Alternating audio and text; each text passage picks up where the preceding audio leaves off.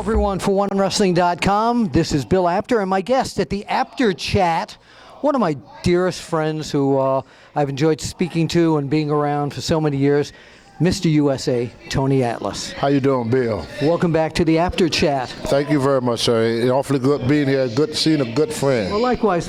Today was a very emotional day for us. We're recording this backstage at the Scott Epstein Memorial Show that Eric, the promoter at Pro Wrestling Syndicate, was good enough in his heart to put this show together with you and several other legends involved as well.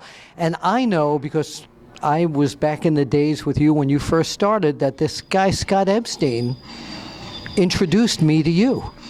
That's right. You know, I met Scott Epstein, believe it or not, I met him in Charlotte, North Carolina. It was at the WBBG, World Bodybuilding Guild, Mr. North Carolina Bodybuilding Because Scott was involved in the bodybuilding world, which a lot of people don't know. Right. Through his father-in-law, Dan Laurie. That's right. And you know, I remember Scott come running up to me and say, "Tony Atlas, you look great. You look fantastic. Wait till Sergio see you. Wait till the guys see you. Wait till my father-in-law Dan see you." He said, "Nobody gonna ever beat you in bodybuilding. All you gotta do is work on them calves a little bit, and you'll be the best that the world ever see." And from that day on, Scott Epstein, he's the type of person that will lift your spirit. If you down, Scott will lift you up. He never had a bad word to say about anybody. He always praised you, and Scott always build you up. Everybody he see, you look like $1 million. You wrestle like $1 million. You worth $1 million. To Scott, everybody was somebody. There was no nobodies in Scott world. Everybody was somebody. And if I get stuck in Florida and Scott was in New York, and I said, "Scott, I'm broke down and I'm stranded in Florida," Scott's words would be, "I'll be right there to get you." Yeah, and he would. Yeah, he would, and Scott would drop. If he had no other way of getting me, he would get in his car, drive all the way to Florida and pick me up and drive me all the way back. I remember one time, Scott, we were doing a show in Atlantic City, New Jersey, and a young lady was flying in Kennedy Airport, and she had a seizure and fell out at the airport. Scott stayed there with her, and this is his first time she ever worked for him. He took her to the hospital, made sure she was okay. Then he drove me to Atlantic City, checked me into the hotel. This was like 2 o'clock in the morning. I said, "Scott, you go get some rest." He said, "I wish I could, but I got to go back to the hospital and check on her. I can't leave her there all by herself." So he drove all the way back, drove all the way back to Kennedy from Atlantic City. It through traffic was about 3 or 4 hours. They released her from the hospital. Then he drove her to Atlantic City, and then the next day he did the show. Then after that, he drove back with me and her, dropped us off at the airport. And if anytime a wrestler's supposed to get paid, if the promoter would cheat the wrestler out of $200 or $300, Scott would reach in his pocket and take $200 or $300 of his own money. I know that for a fact. And give it to you just to make sure that wrestler didn't get screwed. If when you were around Scott Epstein, he's one of the best promoters. I would say he was the best promoter on the independent circuit. Scott never screwed nobody. He was a super agent. He was a super agent, and he never screwed nobody. That's right. There is nobody on this planet that can have anything bad to say about Scott Epstein, because if you ever meet that man, he was about one of the most wonderful individuals that anybody could ever meet in this world. All right. Tony, thank you for sharing your thoughts on Scott. Tell everybody, this is mid-April 2014, actually early April 2014. Tell everybody what you're doing these days for the fans. You have so many millions of fans out there that are watching here on the Apter Chat. Catch them up. Okay, right now I'm still doing the independent wrestling, and I'm working as a personal trainer.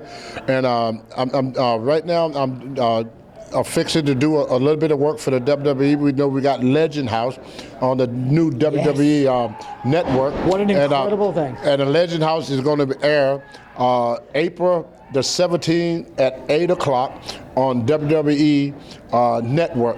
So I hope all your fans tune in to see Hacksaw Jim Duggan, Ronnie Piper, Mean Gene Oakwood, Hillbilly Jim, the Mouth of the South, Jimmy Hart, Pat Patterson, Howard Finkelter, and last but not least, Tony Atlas, and we was in this house that belonged to Harpo Marx, who is Groucho Marx. It was the Marx Right, so brother. you fans who never heard of this, I want you to go to Google after this interview and put in Harpo, Harpo, M-A-R-X, Marx, because a lot of people here won't know who he Harpo is. Marx, he was one of the Marx brothers, one of the greatest entertainers ever been into show business. Yes, and they started on Broadway, and then they went on and made plenty of movies out in Hollywood.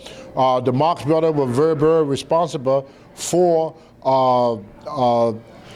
Palm Spring development, because Harpo Marx and his brother, they were Jewish, Groucho, they were Jewish, and they would not allow them to play, because they were Jewish, they couldn't play on the golf courses in Los Angeles. It was restricted back They were then. restricted back Unbelievable. then for Jewish people to play on the golf course. All the golf courses, it was restricted. So what they did, they went out to Palm Springs and they built their own golf course so that they could play on their golf course. And you have a lot of people, old Blue Eyes, are used to play there. Frank Sinatra. Frank Sinatra was a regular guest.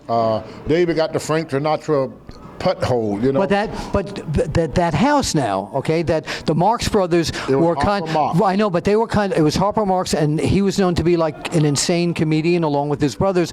Who was more insane in that house, the WWE legends or the Marx brothers? I would say that's a toss-up. I would say it's the legends, because I've seen some previews of this. Well, I tell you, with Ronnie Piper and Hacksaw Jim Duggan and Ronnie Piper and Mean Gene Oakland, and you get Jimmy Hart in there, you know you're going to get some mayhem. So I hope all y'all tune in to the WWE Network and watch Legend House. Yeah, that's going to be great. I can't wait to see that mix. And we've talked before. The WWE Network is such a great bang for the buck. It's $9.99 a month, and I'm on several of their shows. And people have reached out to me and said, "Wow, what a, how great being on the WWE Network." And I can't wait for you to get the reaction that you're going to get from being at the Legends House. You're going to get all pay-per-view. Every pay-per-view. Every pay-per-view is also, and not only that, for all you young people out there that have never saw Tony Atlas in action, I'm going to be, they're going to be showing a lot of old tapes of Tony Atlas wrestling against some of the superstars of the past. Pressing Hulk Hogan over your head. And then one of the greatest stars that ever been in the wrestling world, Bruno Sammartino. Oh, of course. So you're gonna see matches. Famer now. Hall of Famer Bruno. You're gonna see a lot of matches, and then the late great Ultimate Warrior. People that have not seen him, for the young people, is going to get an opportunity to see him wrestle. Can we stop for a second and just talk about him? How well did you know him? Well, the first time that I met him, believe it or not, was in the bodybuilding world. A lot of people didn't realize that he was a competitive bodybuilder.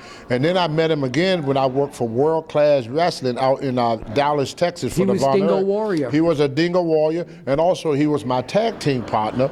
And he left and went to New York to become the Ultimate Warrior, and I left to go to Puerto Rico to wrestle for the Puerto Rico organization. And unfortunately, during the time I was in Puerto Rico, that was when the murder of King Kong Bruiser Brody happened in a dressing room in Bayamon around 1988. At the same time, the Warrior, he was in New York. Yes, and me and him, we talked about it. And he was a very good friend of Brody. Brody helped both of us a great deal during the time that we was in Texas. And Warrior was just heartbroken when he heard about what happened to Brody. So unfortunately now, Warrior and Brody are two people that lost their lives, gave their lives for this business. So I was very fortunate to know such great people as the Ultimate Warrior and King Kong Bruiser Brody. Yeah, they were both tremendous. I knew Bruiser Brody very well. I knew the Warrior as well, and and now it's Scott Epstein. Yeah, I mean, but we have good memories of all three of these people that we just brought up. And they contribute so much, not only to the wrestling world, but to the private world also. I mean, these guys would go to schools, they would go to hospitals. If you got a sick kid, these guys would go to your house and knock on your door and sit with the child and talk to them. They had as hard, as big as their arms, as big as their body was. And they're so wonderful to their families. And they was wonderful, good family men, I talked a couple of weeks ago to Bruiser Brody, our wife. Yes, to his wife. And then we talked about what a great guy he was, how he would go out of his way to help people. So my mother had an old saying, she said, only the good die young. Wow. I think that says it all right now, Tony. Yes. I really do. Your statements have choked me up because there are three of the people that we miss the most, and we were so close with them. All close. We will be back at another time for another Apter chat. Tony's got to get to the ring and for another Apter chat. And thank you, Tony, so much. I always enjoy having you here on the Apter chat. And put your finger right out here like mine. We always say we'll see you at the matches.